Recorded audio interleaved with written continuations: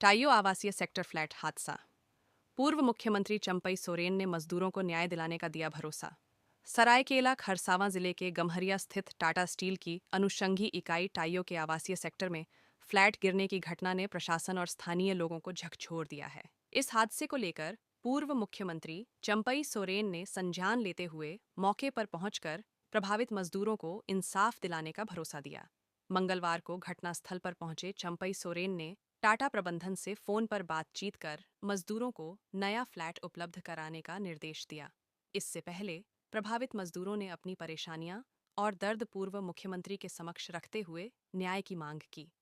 गौरतलब है कि टाइयो कंपनी बंद होने के बाद से मजदूरों को उनके फाइनल सेटलमेंट का भुगतान नहीं किया गया है और मामला अभी भी न्यायालय में लंबित है। इस कारण मजदूर जर्जर फ्लैट में रहने को मजबूर थे, जिसका पिछले 9 वर्षों से मेंटेनेंस नहीं हुआ था। सोमवार को इस गंभीर लापरवाही के चलते 16 फ्लैट एक साथ धराशायी हो गए। राहत की बात यह रही कि इस हादसे में कोई जानमाल का नुकसान नहीं हुआ, लेकिन मजदूरों का सामान मलबे में दब गया। चंपई सोरेन ने मौके पर मौजूद गम्हरिया अंचल अधिकारी को मजदूरों को तत्काल राहत पहुंचाने का निर्देश दिया। उन्होंने भरोसा दिलाया कि सभी प्रभावित लोगों को उचित मुआवजा और नए फ्लैट उपलब्ध कराए जाएंगे।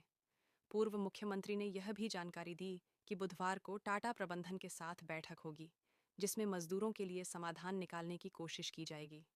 उन्होंने आश्वासन दिया कि इस मुद्दे का हल निकालकर प्रभावित परिवारों को न्याय दिलाया जाएगा।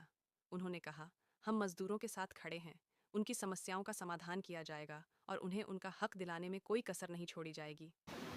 ये आप भी जानते हैं, हम भी जानते हैं, लेकिन उसका हाल हम टाटा मैनेजमेंट से बात करके अब मजदूर का हित में हम निर्णय लेने का काम करेंगे, है ना। सड़क पर रहने को मजबूर है। ठीक है, ये किसको बोलेगा, ये आपदा है ना।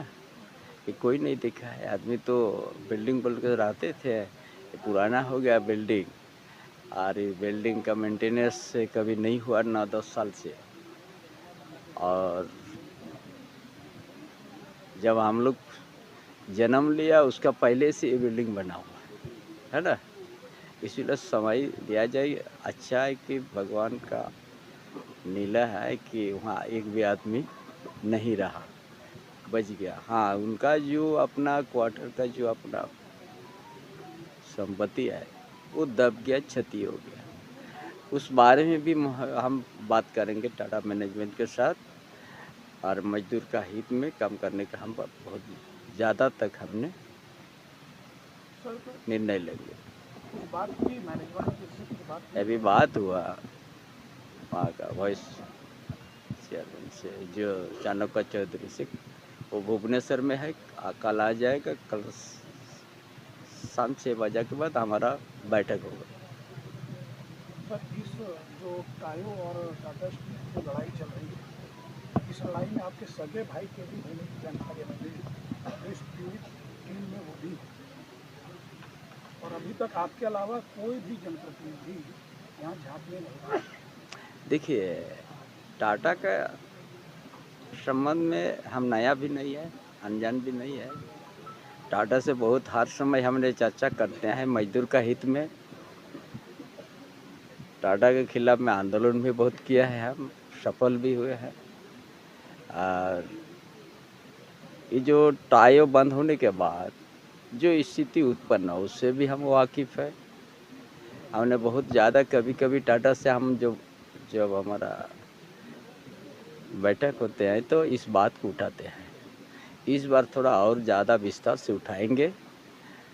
जो टायो खाली पड़ा ज़मीन, हम बोला आप बढ़ाइए ताकि यहाँ का मजदूर को एंगेज कीजिए, उस बात को भी हम रखेंगे।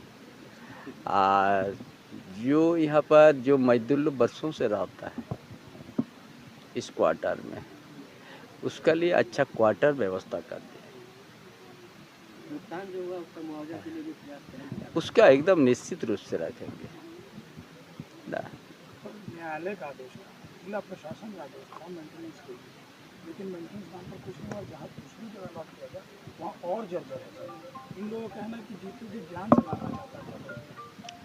देखिए, टाटा कंपनी बड़ा कंपनी है ना, इस देश का सबसे बड़ा कंपनी में आता है, नाम में आता है। और उसी कंपनी के नाम से आज जमशेदपुर शहर बस गया है और उससे लाखों परिवार उससे रोजगार भी करते हैं, है ना। हम लोग दोनों तरफ हम लोग देखेंगे, हम लोग मजदूर का हित में हम लोग करेंगे बात। इस इलाका भी टाटा कंपनी का बहुत बड़ा उषा जैसा कंपनी को वो ले लिया, फिर उधर बल्लभ भी ले लिया, बढ़ते जा रहा है। इस क्षेत्र में सबसे बड़ा इलाका में टाटा कंपनी का ही है और ये जो कॉलोनी है उसी के साथ ही उसका संबंध है। इसीलिए सारा चीज़ हम बात करेंगे, जो मजदूर को आज जहाँ भी शिफ्ट करना है उसका बढ़िया हो, आज क्षति नहीं हो।